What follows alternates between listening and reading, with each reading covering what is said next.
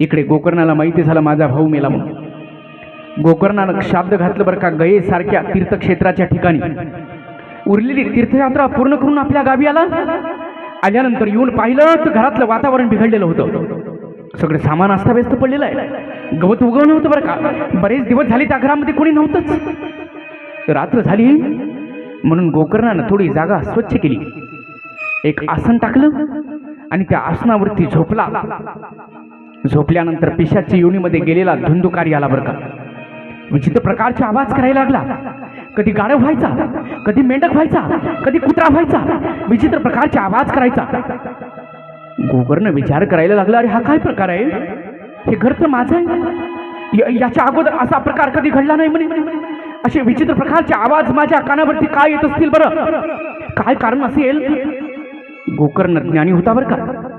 त्यानं हातामध्ये पाणी घेतलं, अभिमंत्रित केलं आणि ज्या दिशेकडनं आवाज येतो त्या दिशेकडे पाणी फेकलं. फेकल्याबरोबर पिशाच्या योनीतल्या धुंदुकारीला वाचा फुटली आणि रडून बोलायला लागला, दादा, हे दादा, दादा मला ओळखलं नाही का रे दादा? सांगितलं नाही. कोण तू?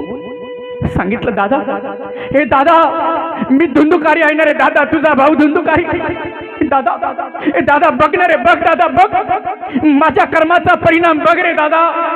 दादा मला 5 स्त्रियांनी मारलं दादा. मी पिशाच्या योनीला गेलो दादा. दादा मला काही खाता येत नाही रे दादा, मला काही पिता येत नाही रे दादा.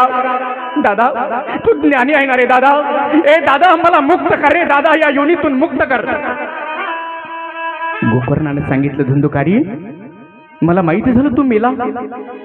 मी तुझ्या नावानं श्राद्ध घातलं ना रे गयेमध्ये, तुला मुक्ती मिळाली नाही.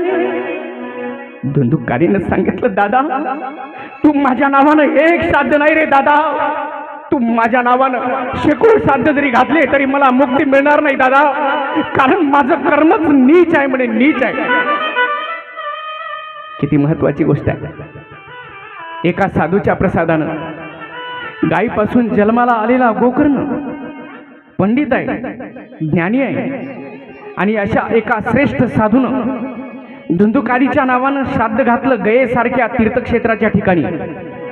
तरी धुंदुकारीला पिशाच्या योनीतून मुक्ती मिळाली नाही. आपल्यासारख्या संसारातल्या किड्यांनी मरणाऱ्याच्या नावानं किती श्राद्ध घातलं तरी मरणाऱ्याला मुक्ती मिळेल मिळेल मिळेल मिळणारच नाही, मिळणारच नाही. म्हणून श्राद्धाच्या भरोशावर राहू नका. जन्मभर नीच कर्म करतात लोक आणि मेल्यानंतर त्या मरणाऱ्याच्या नावानं श्राद्ध घालतात आणि म्हणतात याला मुक्ती मिळून द्यायची आहे म्हणते. बर का, जन्मभर चांगलं कर्म करत नाही, जन्मभर कुणाला आनंदानं जगू देत नाही आणि माणूस मेल्यानंतर मग सभा बोलवतात, मीटिंग घेतात आणि याच्या आत्म्याला शांती लाभो म्हणते. जन्मभर त्यानं कुणाला शांततेनं जगू दिलं नाही ना, आता याच्या आत्म्याला शांती पाहिजे म्हणते. आत्म्याला जर शांती पाहिजे असेल तर जिवंतपणी लोकांना शांततेनं जगू द्या, जिवंतपणी चांगलं कर्म करा, जिवंतपणी सत्संग करा, परोपकार करा, जा दुसऱ्याच्या संकटात धावून ज्याला जी गोष्ट पाहिजे त्याला ती गोष्ट मिळून द्या. म्हणजे मेल्यानंतर तुमच्या नावानं लोकांना श्राद्ध घालायची गरज पडणार नाही. कारण मेल्यानंतर मरणाऱ्याच्या नावानं केली जाणारी प्रार्थना कधी मरणाऱ्याच्या कामी पडत नसते. हे कायम लक्षात ठेवायचं. बरं का, ज्ञानोबराय सांगतात, मोक्ष मेल्या पाठी आम्हासी येईल ऐसे जे म्हणतील अतिमूर्ख. मेल्यानंतर आम्हाला मोक्ष मिळेल असे म्हणणारे मूर्ख आहे बरं का, मूर्ख आहे. ज्ञानोबराय सांगतात, दीप गेल्यावरी कैसाजी प्रकाश झाका झाकी त्यास कासयाची. जोपर्यंत दिवा आहे तोपर्यंत त्या दिव्याच्या प्रकाशात करून घ्या जे करायचं आहे ते. एकदा दिवा विझला हे सगळं संपलं. गृह दग्धन होता शिंपीचे उदक. घराला आग लागली लगेच विझवा, घर जळू द्यायचं, सगळं संपू द्यायचं, मग चालला आग विझवायला. मग काय राकोंडा जमा करतं का? आता काय मिळणार आहे तुला? आग लागली लगेच विझव. तसंच आहे या देहाचं. जोपर्यंत श्वास आहे तोपर्यंत सगळं करून घ्या. एकदा या देहातला श्वास बाहेर पडला की या देहाचं काही महत्व नाही. याला जाळा, गाळा, नाही तर एखाद्या गटारात नेऊन फेकून द्या, काही महत्व नाही. जोपर्यंत या देहात श्वास आहे तोपर्यंत या देहाचं महत्व. आज जिवंतपणी काही करत नाही माणूस, आणि मेल्यानंतर शानपणा करणं चालू आहे आपली. मेल्यानंतर नाटकं करणं चालू आहे मरणाऱ्याच्या नावानं. इथं जाऊन पूजा करू दे, तिथं जाऊन पूजा करू दे, हे करू दे, ते करू दे, ते करू दे. वेळही बर्बाद करणं चालू आहे आणि पैसाही बर्बाद करणं चालू आहे. मेल्यानंतर मोक्ष मिळत असतो बरं का. कर्म चांगलं पाहिजे, कारण माणसाची गती ही कर्मावर अवलंबून असते बरं का. सगळं मेल्यानंतरच चालू आहे. जिवंतपणी त्याला खाऊ घालत नाही बरं का, आणि मेल्यानंतर मग त्याला जी गोष्ट पाहिजे होती ती गोष्ट उपलब्ध करून देणं चालू आहे. एखादा माणूस मेला बरं का, त्याला जर एखाद्या वेळेस पुरणाची पोळी आवडत असेल तर त्याच्यासोबत पुरणाच्या पोळीची शिदोरी देतात लोक. त्याला आवडत होती रे म्हणते, दे त्याच्यासोबत. आता खाणार आहे ती, आणि इकडे भाकर भाकर करून त्याला मेला, त्याला भाकर नाही दिली जिवंतपणी, आणि आता त्याच्यासोबत शिदोरी देणं चालू आहे. त्याला ज्या गोष्टीची इच्छा होती ती गोष्ट त्याच्यासोबत देतात. एखाद्याला बिडी प्यायची सवय असेल, बिडीचं बिंडल देतात लोक. दारू प्यायची सवय असेल, देतात त्याच्यासोबत बरं का. आता करणार आहे ते सगळं नाही बरं का. त्याला जी गोष्ट पाहिजे होती ती जिवंतपणी द्यायला पाहिजे होती. मेल्यानंतर काही फायदा नाही बरं का, काही फायदा नाही. सगळं मेल्यानंतरच चालू आहे, मेल्यानंतरच. लोक मला उदाहरण सांगतात बरं का शास्त्रातलं. महाराज म्हणते असं बोलू नका म्हणते, तुम्ही जनतेची दिशाभूल करत आहात म्हणते. असं सांगू नका म्हणते. खूप जास्त राग करतात बरं का माझे लोक. माझा राग करणारे भरपूर आहे. नरेश महाराजांचं नाव घ्या कोणी महाराजाच्या जवळ बरं का, वेगळ्याच पद्धतीनं बोलतील माझ्याबद्दल, कारण मी राष्ट्रसंताच्या विचाराचा आहे. मला आजपर्यंत फालतूपणा जमला नाही आणि याच्या पुढेही जमणार नाही.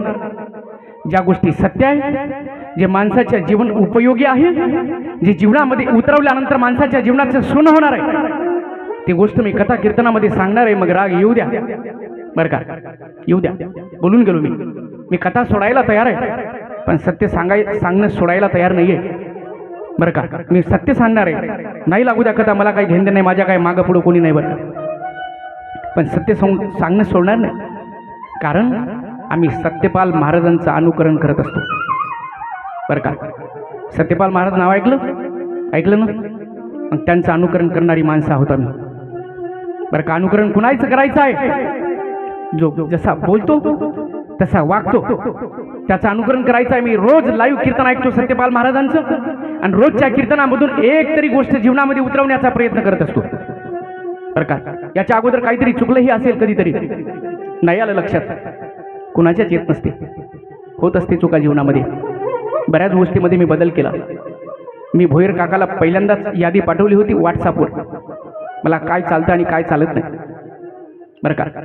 ज्यावेळेस बरं का मी कार्यक्रमाच्या ठिकाणी जायचो, लोक असे रस्त्यावर फुलं टाकायचे आणि त्याच्यावरून सांगायचे की महाराज तुम्ही फुलावरून जा. मी गेलो, माझे व्हिडिओ असतील इंस्टाग्रामवर, फेसबुकवर, यूट्यूबवर असतील, भेटेल तुम्हाला, दिसेल बरं का. ती एक प्रकारे चूकच होती, कारण त्यावेळेस मला समजलं नव्हतं की हे खरं चांगलं आहे का वाईट आहे, हे बरोबर आहे काय चूक आहे. पण ज्यावेळेस मला समजलं की हे असं फुलावर चालणं योग्य नाही, बरोबर नाही, कारण तेवढा आमचा अधिकार नाही, तेवढी आमची लायकी नाही, म्हणून त्याच दिवशी मी संकल्प केला, मी ठरवलं की याच्या पुढे कधी फुलावरून चालायचं नाही. ज्यावेळेस मला कार्यक्रमाचा कॉल येतो, मी व्हॉट्सअपवर यादी पाठवत असतो की महाराज व्यासपीठावर जाताना रस्त्यात कोणी फुलं टाकायची नाही बरं का. दिंडीमध्ये सुद्धा जात असताना रस्त्यावर कोणी फुलं टाकायची नाही. एखाद्याच्या घरामध्ये प्रवेश करत असताना दारात कोणी फुलं टाकायचे नाही. ज्याच्यावर महाराजांना पाय देऊन चालायचं आहे ते करायचं नाही, कारण मी सत्यपाल महाराजांचं ऐकलं आणि चूक माझ्या लक्षात आली. म्हणून मी त्याच दिवशी ठरवलं की हे मला जीवनात कधी करायचंच नाही आहे, आता करायचंच नाही आहे. मी रथामध्ये बसवलो लोकांनी मिरवणुकीच्या दिवशी. मी घोड्यावरती बसवलो लोकांनी मला घोड्यावर मिरवणुकीच्या दिवशी. तुमचं लग्न झालं, तुम्ही एकदा बसले असाल, मी 3 वेळा बसलो, लग्न न होता 3 वेळा बरं का. सगळे म्हातारे 90 वर्षाचे म्हातारे लोक माझ्या रथाच्या बाजूने पायी चालायचे भरवूनात, आणि एवढा तरुण महाराज रथात बसून चालायचा. हे दृश्य मी माझ्या डोळ्यानं पाहिलं आणि त्याच दिवशी ठरवलं की याच्या पुढे मरेपर्यंत कधी रथात बसायचं नाही, आता रथात बसायचं नाही. झाली चूक, होत असते, पण ज्या दिवशी एखादी चूक लक्षात येत असते ती चूक दुरुस्त केली पाहिजे, संकल्प केला पाहिजे की पुन्हा ती चूक जीवनात कधी करणार नाही. त्याच दिवशी संकल्प केला बरं का की आता कधी रथात बसायचं नाही, कारण आम्ही सत्यपाल महाराजांचं ऐकत असतो. रोज लाईव्ह ऐकतो बरं का कीर्तन, आणि रोज एक गोष्ट जीवनामध्ये उतरवण्याचा प्रयत्न करत असतो. कुणाचं अनुकरण करायचं? जो ज्या पद्धतीचा आहे, जसा बोलतो, तसा वागतो, त्याचं अनुकरण केलं पाहिजे बरं का. का अनुकरण करतो सत्यपाल महाराजांचं? का दुसऱ्या महाराजांचं अनुकरण नाही करत? मी सांगतो तुम्हाला बरं का. 50 वर्ष झाली बरं का समाज प्रबोधन करत आहे महाराज, 50 वर्षापासून, आणि सत्य सांगणं कधी सोडलं नाही बरं का. आणखी एक महत्वाची गोष्ट, त्यांची पत्नी वारली. पत्नीचा देह मेडिकल कॉलेजला दान म्हणून दिला मुलांच्या अभ्यासासाठी. दाखवा एखादा महाराज, दाखवा की ज्यानं आपल्या बायकोचा देह मेडिकल कॉलेजला दान म्हणून दिला मुलांच्या अभ्यासासाठी. दाखवा. आई वारली, आईची ही बॉडी मेडिकल कॉलेजला दान म्हणून दिली मुलांच्या अभ्यासासाठी. दाखवा एखादा महाराज बरं का. बाबा वारले, बाबाची ही बॉडी मेडिकल कॉलेजला दान म्हणून दिली मुलांच्या अभ्यासासाठी. दाखवा एखादा महाराज. आणि स्वतःचं ही मृत्यूपत्र तयार आहे. ज्या जिल्ह्यामध्ये महाराजांचं कीर्तन असेल आणि ज्या ठिकाणी ते मरतील तिथल्या मेडिकल कॉलेजला त्यांचा देह जाणार आहे, हे अगोदरच मृत्यूपत्रामध्ये लिहून ठेवलेलं आहे. दाखवा एखादा महाराज. कुणाचं अनुकरण करायचं? कुणाचं अनुकरण करायचं? आणि त्या सत्यपाल महाराजांचं अनुकरण करणारी माणसं आम्ही आहोत. म्हणून आम्हाला सत्य सांगणं सोडायचं नाही बरं का. ज्या गोष्टी चुकीच्या आहेत त्या गोष्टी चुकीच्या आहेच बरं का. जे फालतूपणा आहे ते मी तुम्हाला कधी शिकवणार नाही शिकवणार. जे जीवनामध्ये उतरवण्याजोगं आहे बरं का, ज्याच्यापासून आपल्या जीवनाचं सोनं होणार आहे, तीच गोष्ट मी कथा कीर्तनामध्ये सांगणार आहे बरं का. मला बाकीच्या गोष्टी आवडत नाही, म्हणून लोक माझा राग करतात. त्यांना असं वाटते की यांनी सुद्धा आमच्यासारखं वागलं पाहिजे, आणि मी असं बोलतो तर मग माझी निंदा करतात, माझा द्वेष करतात बरं का, माझा राग करतात. माझ्या व्हिडिओवर कमेंट येत असतात लोकांच्या. एकाची कमेंट आली होती, म्हणे महाराज तुम्ही असे लोकांच्या बद्दल बोलता, तुम्ही तर दाढी वाढवली केस वाढवले म्हणे. म्हणजे दाढी वाढवणं आणि केस वाढवणं म्हणजे काय आचार भ्रष्टतेचं लक्षण आहे का? त्याच्या दृष्टीनं टक्कल करून टोपी घालून फिरणं म्हणजे आचारशीलतेचं लक्षण आहे बरं का. आणि हे केस आणि दाढी वाढवून फिरणारे हे सगळे आचार भ्रष्टच. आणि टक्कल करून फिरणारे मग ते लफडे करणारे असले तरी ते श्रेष्ठ, असं त्याचं म्हणणं आहे. म्हणजे आचारशील आणि आचार भ्रष्ट कशावरून माणसाला समजायचं ह्याची अक्कल माणसाला राहिलेली नाही बरं का. बोलू द्या, मला काय फरक पडणार आहे? कोणाच्या बापाला घाबरायचं नाही आहे, कारण सत्य सांगायचं आहे ना.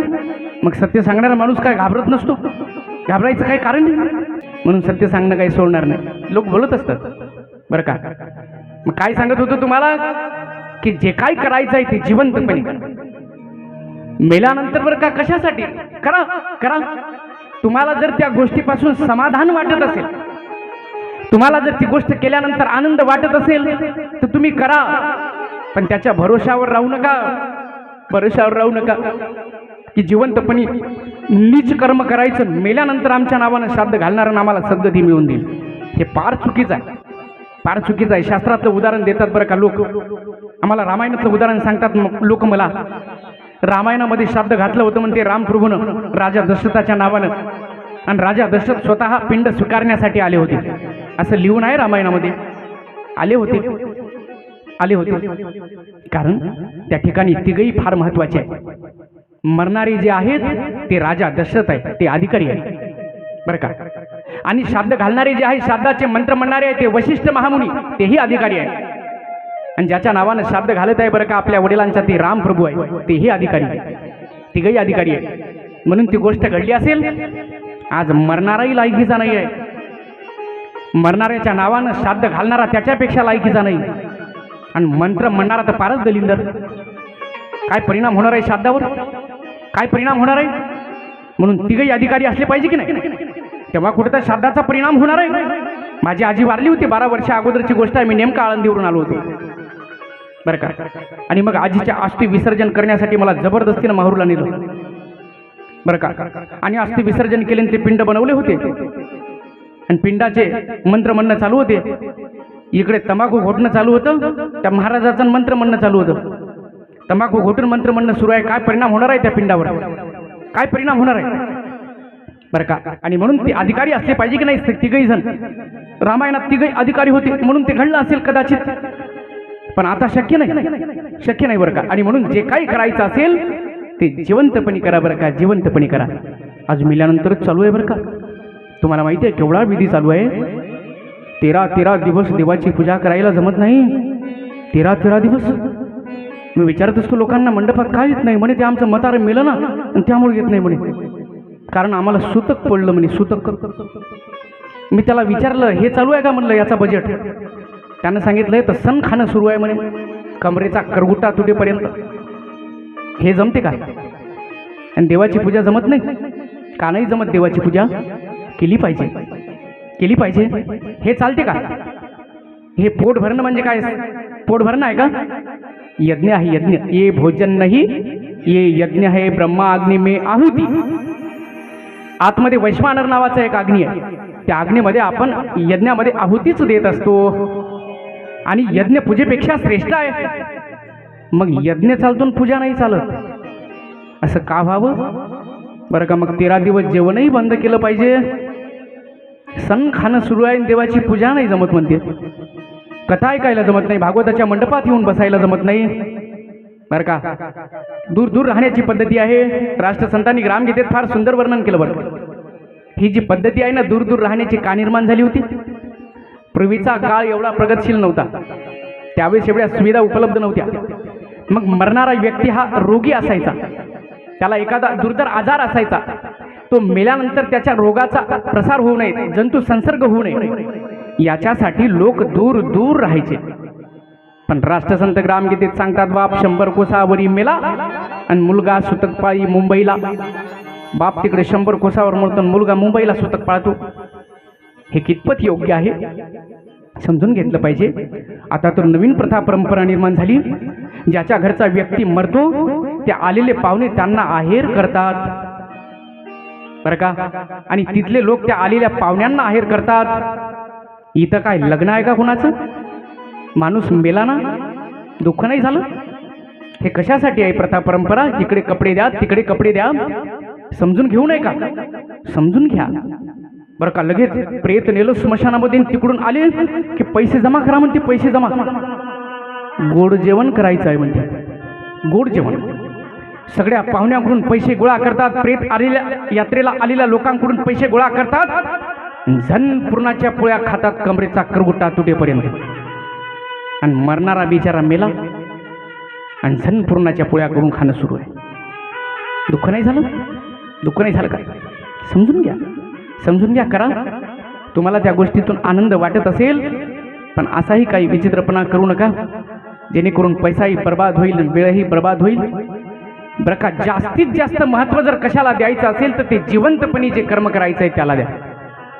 आपलं महत्त्व जिवंतपणीच्या कर्माला नाही, मेल्यानंतरच्या कर्माला आहे. आणि हे माझ्या बुद्धीला न पटण्यासारखं आहे बरं का.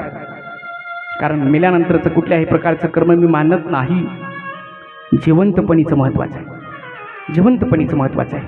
उदाहरण डोळ्यापुढे बरं का. एका साधूच्या प्रसादानं गायीपासून जन्माला आलेला गोकर्ण बरं का, धुंदुकारीच्या नावानं शब्द घालतो, त्यालाच तर मुक्ती मिळाली नाही. आपल्यासारख्या लोकांमुळे काय मिळणार आहे?